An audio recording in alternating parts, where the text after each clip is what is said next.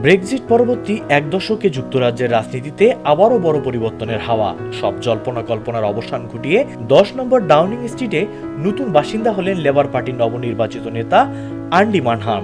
আজ সোমবার বার্মিংহাম প্যালেজে রাজা তৃতীয় চার্লসের কাছ থেকে সরকার গঠনের আনুষ্ঠানিক আমন্ত্রণ পান তিনি। এর মধ্য দিয়ে গত 4 বছরে দেশটির পঞ্চম প্রধানমন্ত্রী হিসেবে দায়িত্ব নিলেন এই লেবার নেতা। যুক্তরাজ্যের রাজনীতিতে আন্ডি মানহাম এক পরিচিত ও প্রভাবশালী নাম। এর আগেও তিনি গ্রেটার ম্যানচেস্টারের মেয়র হিসেবে দায়িত্ব পালন করে ব্যাপক জনপ্রিয়তা অর্জন করেন। লেবার পার্টি দীর্ঘদিনের এই সক্রিয় রাজনৈতিক এর আগেও সরকারের বিভিন্ন গুরুত্বপূর্ণ পদে কাজ করেছেন।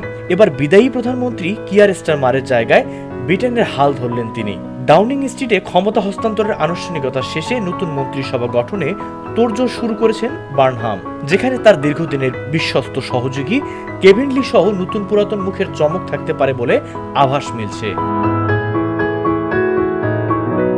সাংবিধানিক নিয়ম মেনে আজ সোমবার স্থানীয় সময় দুপুরে বার্মিংহাম প্যালেসে গিয়ে রাজা তৃতীয় চার্লসের কাছে আনুষ্ঠানিকভাবে পদত্যাগপত্র জমা দেন বিদায়ী প্রধানমন্ত্রী কিয়ার স্টারমার।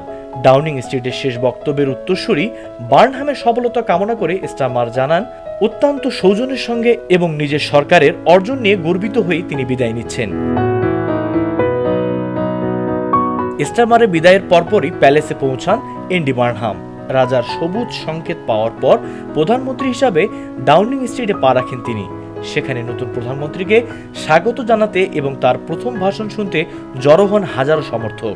অর্থনৈতিক চ্যালেঞ্জ মোকাবেলা এবং ব্রেক্সিট পরবর্তী যুক্তরাজ্যের স্থিতিশীলতা ফেরানোই এখন নতুন প্রধানমন্ত্রী আন্ডি মানহামের প্রধান চ্যালেঞ্জ।